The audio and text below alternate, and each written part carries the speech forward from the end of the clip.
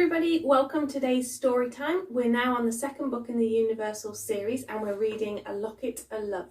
We're on chapter 2. Are you ready? Are you comfy? Let's go. The Tale That Changed the World. To begin with, you should know that the story you're about to hear began many years ago and has been passed from person to person, generation to generation.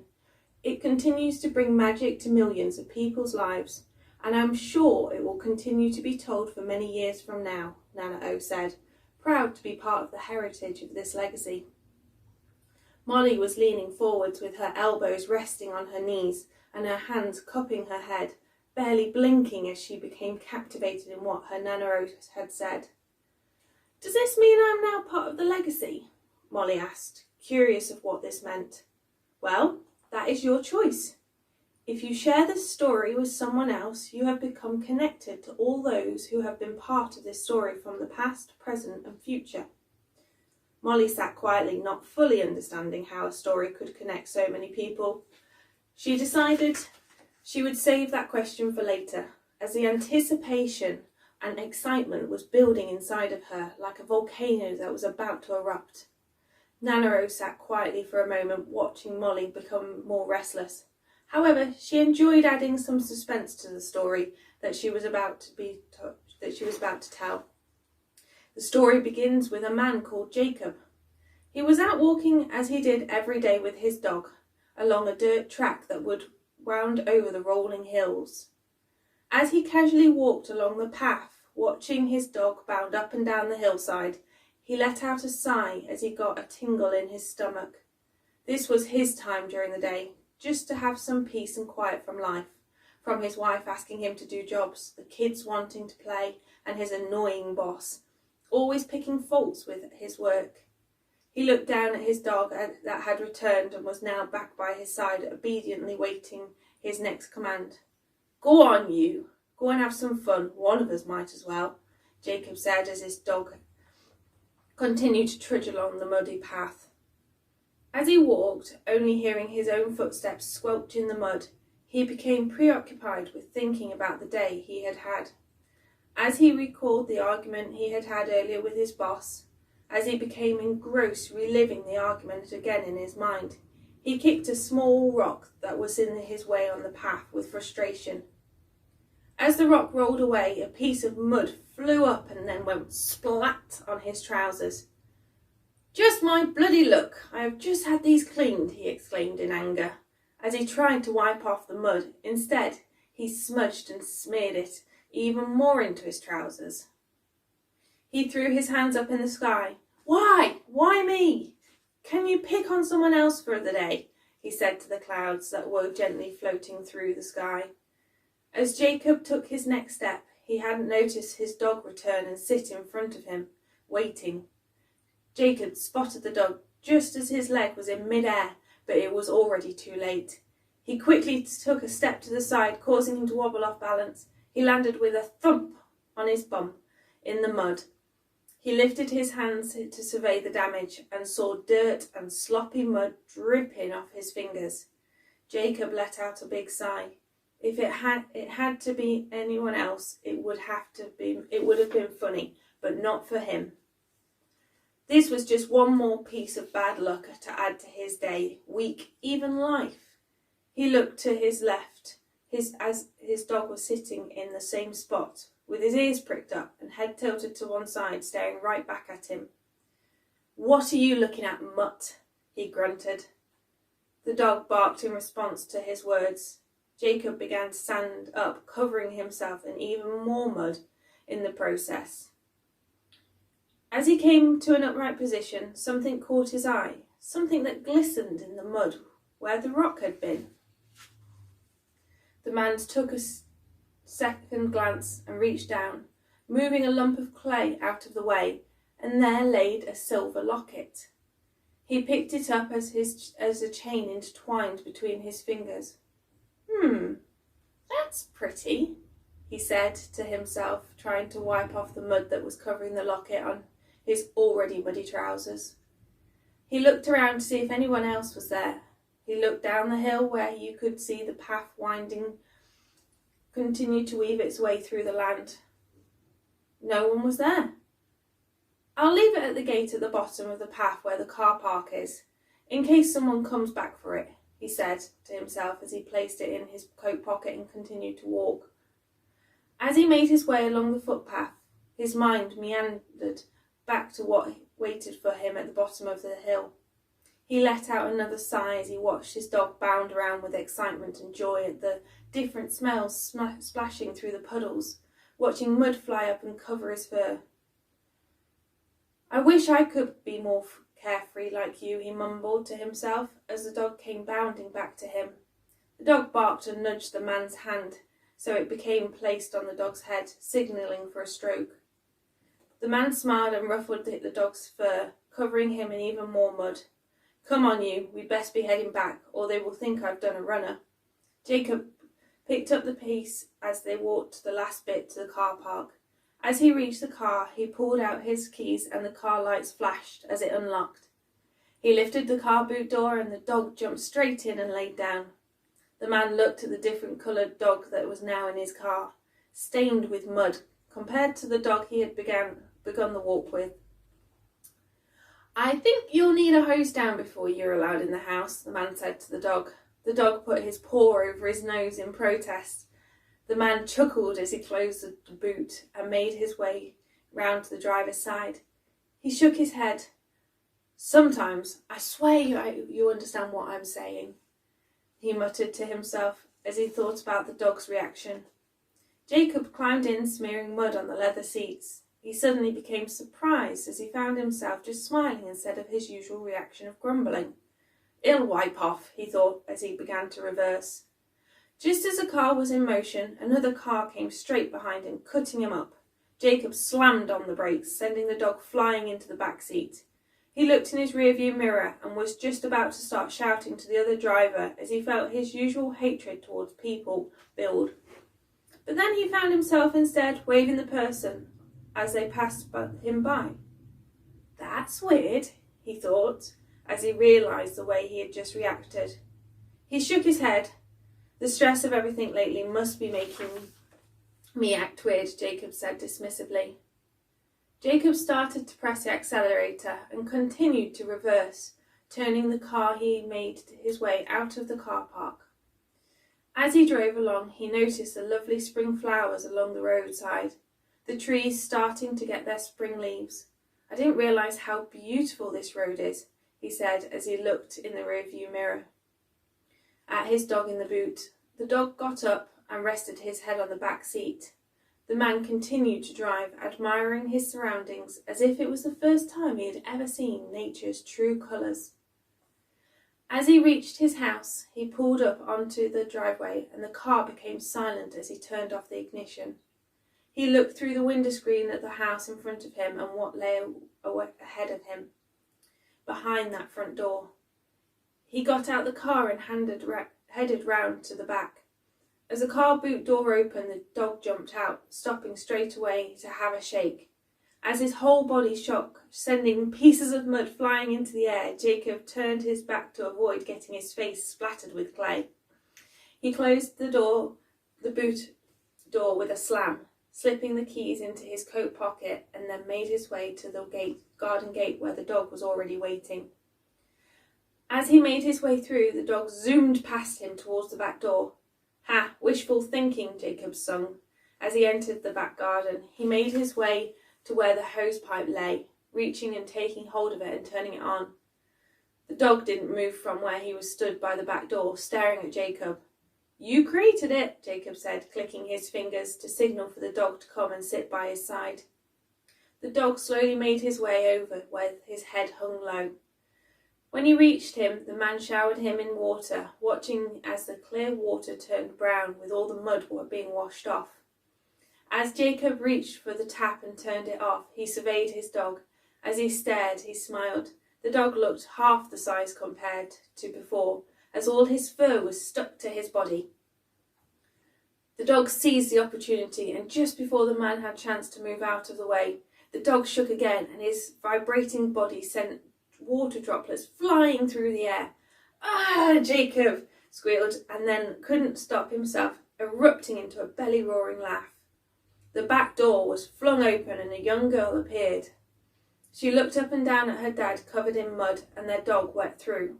The dog saw the opportunity and made a dash for the small gap between the little girl and open door. "No, don't let the dog in," Jacob said, but before the words had left his mouth, the dog had disappeared inside.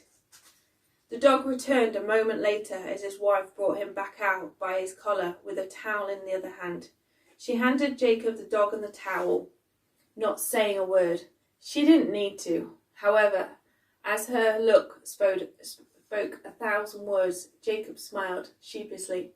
"Hi, love," he said, reaching for the dog and towel. His wife just turned and went back inside, closing the door behind her. He rubbed the dog with the towel. "One day you are going to get us both into so much trouble," he said playfully as the dog disappeared under the towel. He opened the door and the dog made his way in. Jacob slipped off his wellies and reached into his coat pocket to take out his keys. His hand reached the bottom of the pocket, but he didn't feel his keys. Instead, he felt something else. He lifted it out, and there in his hand was the locket. "Damn!" he said with frustration. "I was meant to leave that back at the gate," he mused as he stared at the locket, glistening in the light. He laid the locket in the palm of his hand, and as he turned it over, he noticed there was a star engraved on it.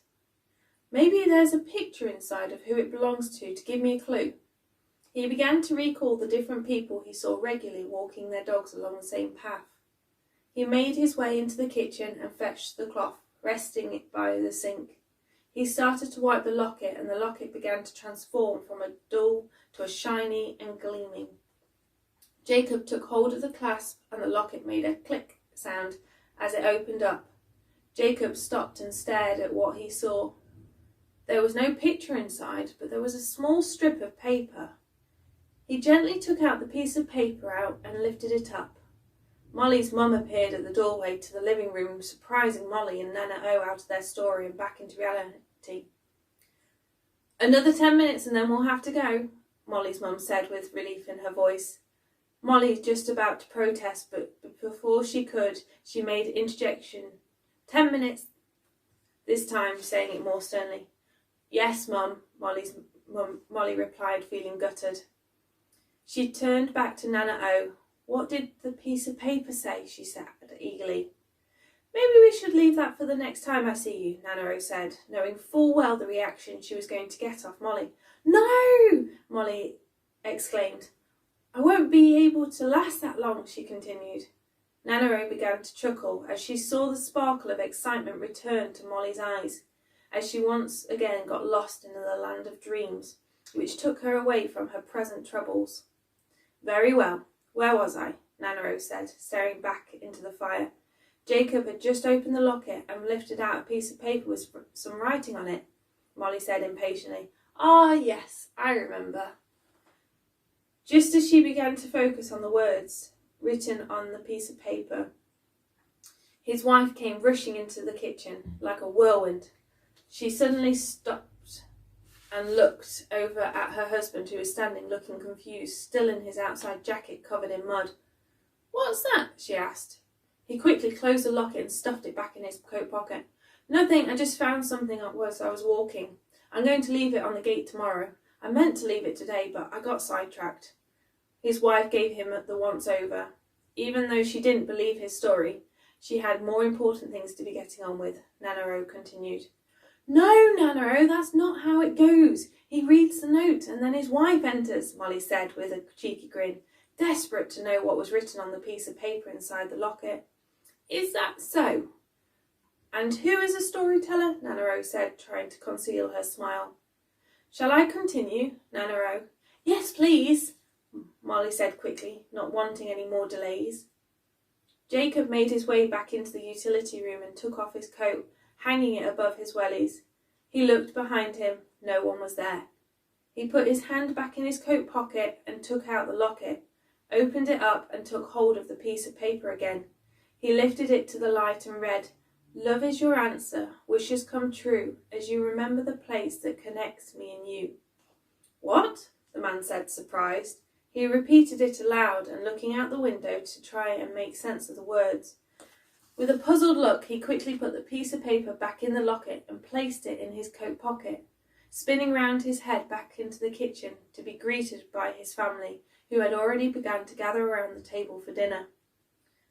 "Ah, that's disappointing," Molly said as she sat up and readjusted herself on the stool she was sitting on. "Saying wishes come true is a lie? It's something you tell kids just to distract them." "And the answer is bogus. He didn't even ask a question," Molly said proudly, pretending to act grown up. Nanaro raised her eyebrows, looking surprised at what she had just witnessed. "Well, I don't know who's been telling you that rubbish, but wishes do come true, and it's love that brings the wishes to life, and there is something inside of us all that connects us, taking us to the place where we can receive the wish we may have made," Nanaro said, placing her hands on the arms of the chair. Molly moved uncomfortably on her stool at Nanaro's response.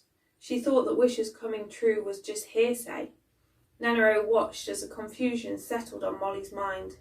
"Any wish you make will come true, if you believe it will come true. And he did ask a question while he was walking," Nanaro began to explain. "Well," Molly said, interrupting her and standing up from her stool, "I have made a whole bunch of wishes and none of them have ever come true." "You're wrong, Nanaro," she said, trying to hide the distress in her voice, which wobbled as the words left her mouth. "Just you sit back down on that stool and listen to your Nanaro. That's enough of you talking absolute twaddle." Nanaro leant forward in her chair, getting closer to Molly, who had just sat back down, folding her arms across her chest in protest. Nanaro wanted to make sure that Molly could clearly hear each and every word she was about to speak. "Do you know what hope is?" Nanaro asked, staring deep into Molly's eye. "Of course I do, doesn't everybody?" Molly said, tightening her arms. "Obviously not," Nanaro said, lifting her eyebrows again at Molly's response.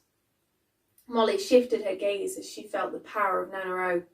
Sometimes it felt like Nanaro could read her thoughts. "Hope is to wish for and welcome something with the expectation of its fulfillments with confidence and belief that it will come true. It is to desire something with little reason or justification." Nanaro paused. "So all wishes will come true if you believe with all your heart that they are going to come true." Molly's arms began to relax as she thought about what she had just heard. Nanaro sat back in her chair, watching the tornado of thoughts go around Molly's mind. It can't... Molly couldn't find the words. Molly let out a big sigh, letting her arms flop by her side. She looked at Nanaro, shaking her head, not even knowing why.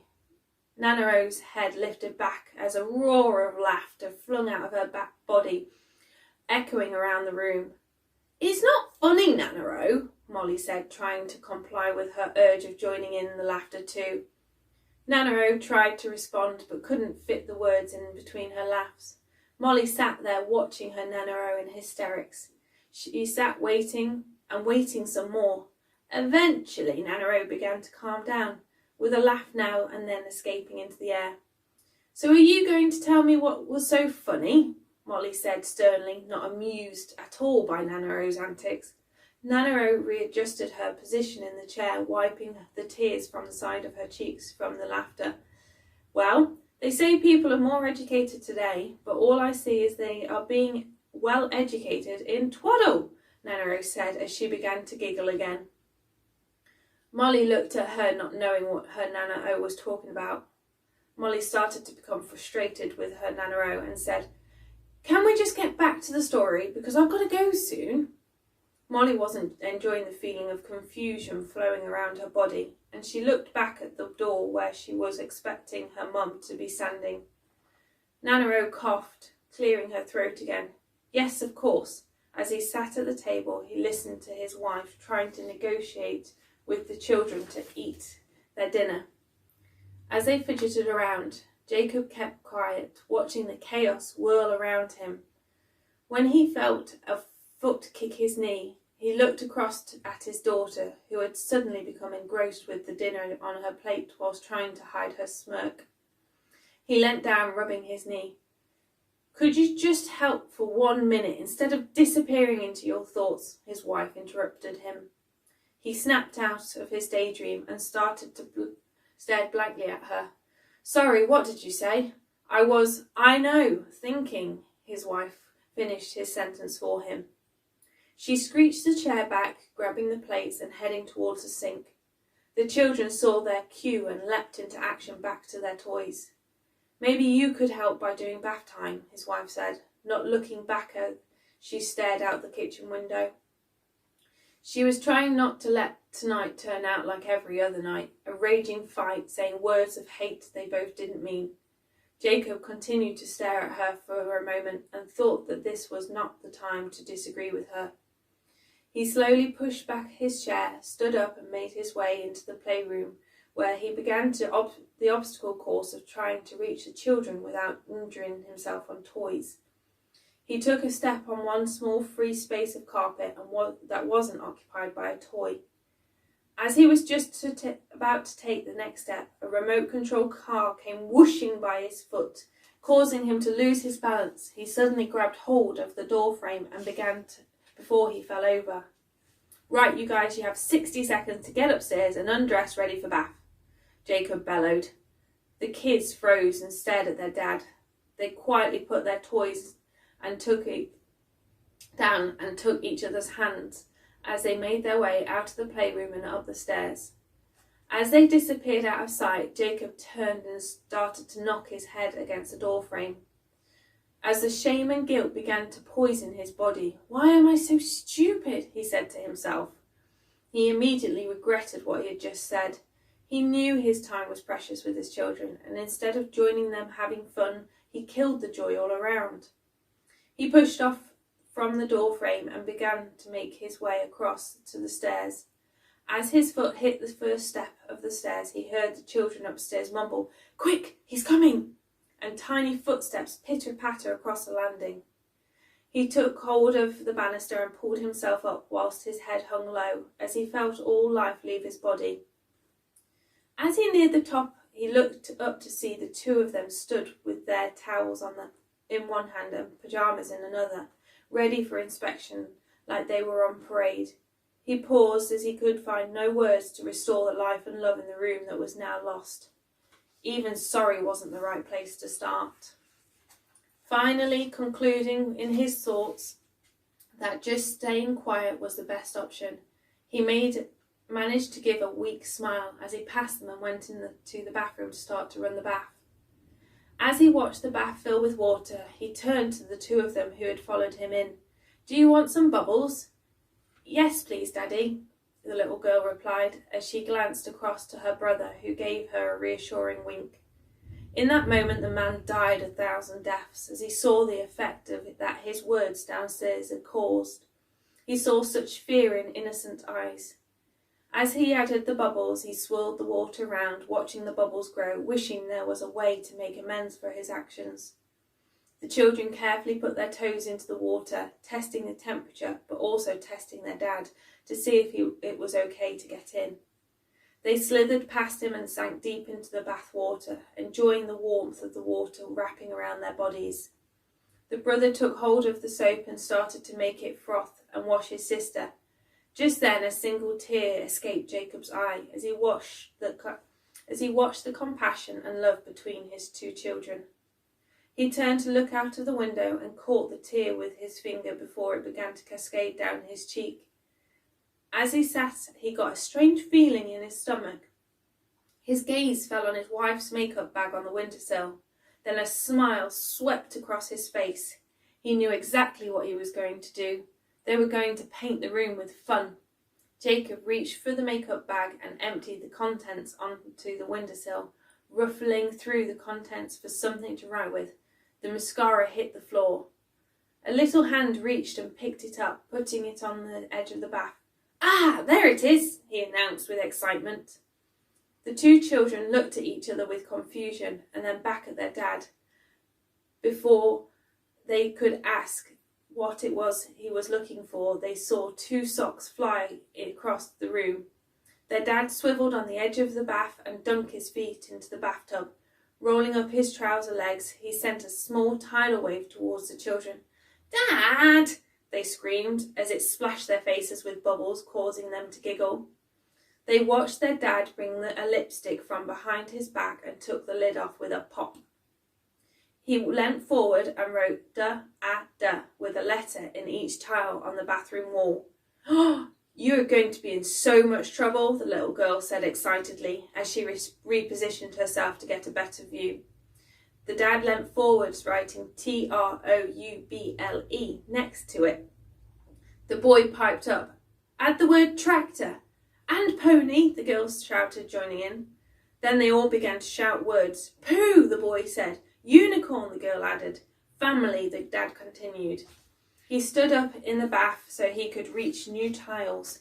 The lipstick became smaller as he wrote, and they all watched the words fill the bathroom. Just as he was writing the next word, L-O, his wife appeared at the bathroom door as she became curious what they were all laughing about upstairs. She surveyed the wall with her lipstick all over it. They froze, and then two arms shot up pointing at their dad, who were poised with the lipstick in hand.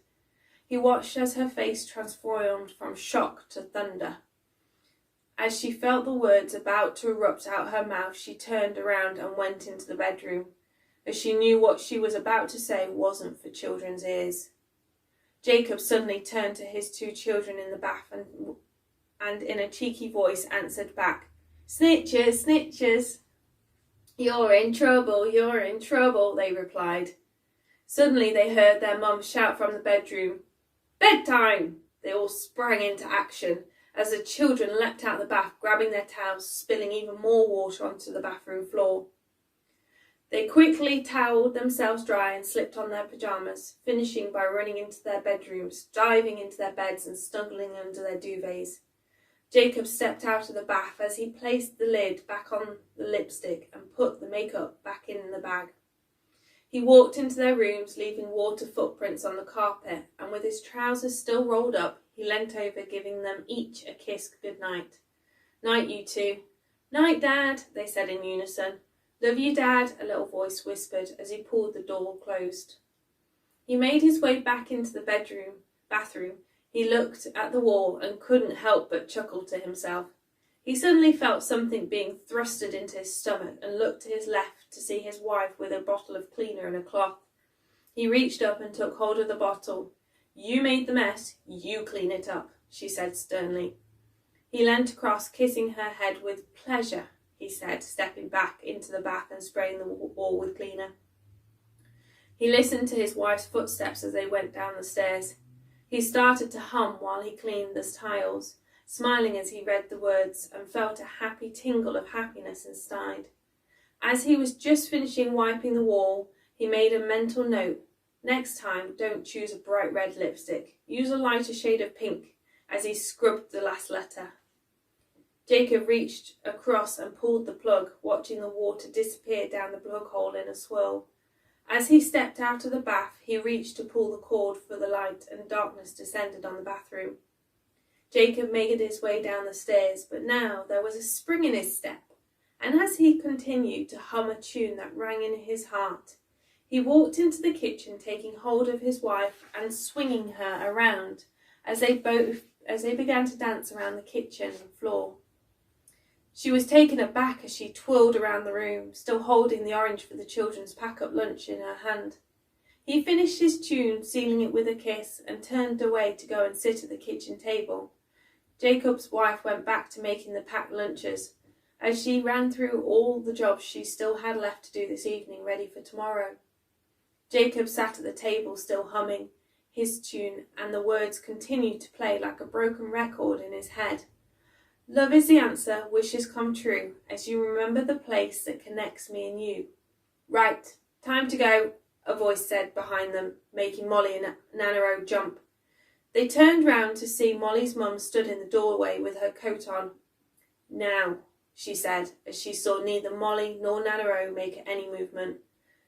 "Perfect timing," Nanaro said, sliding forward to the front of her chair and beginning to rock forwards and backwards, holding onto the chair arms to gather momentum in order to stand up.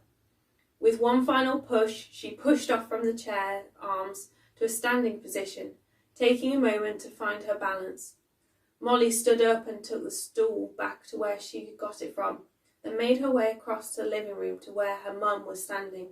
She turned to watch Nanaro shuffle across the living room, taking hold of the pieces of furniture for balance as she went. Nanaro looked so young and full of life when she was telling her story. Now she just looks old, Molly thought. Not old, just wiser, Nanaro said as she reached them both. Molly shuffled uncomfortably where she was stood. I'm sure I didn't say that out loud, she thought to herself. You didn't, Nanaro said as she passed them, making her way to the front door. Molly's jaw dropped in disbelief. Now things have got super weird. Molly's mum took no notice of the conversation as she followed Nanaro to the door. Molly's mum opened the front door and stepped out into the fresh air. She turned and faced Nanaro. I'll see you in a couple of days, she said, waving as she made her way briskly to the car.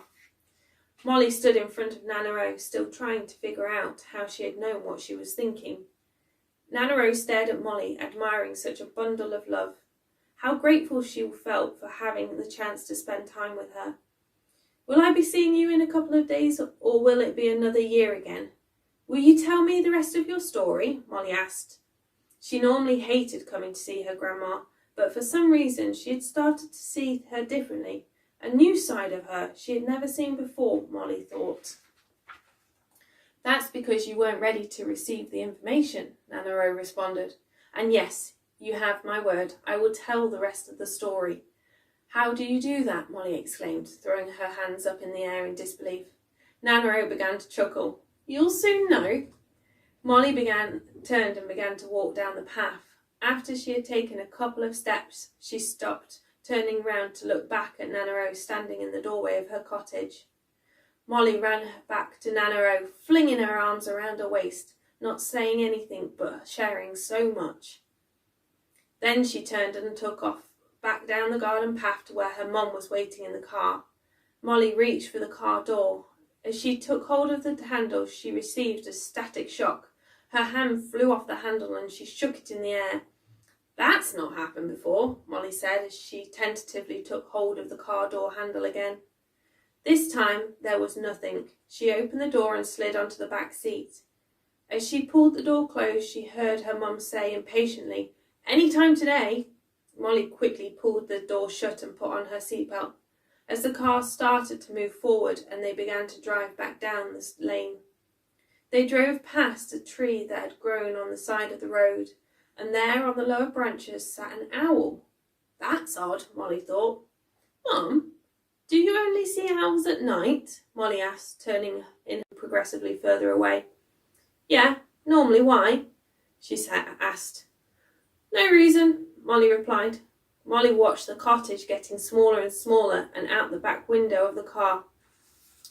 When Molly could no longer see the cottage, she turned round in her seat to face the front. They drove back home with the radio being the only sound in the car. So tomorrow we're on chapter 3, From One Reality to the Next.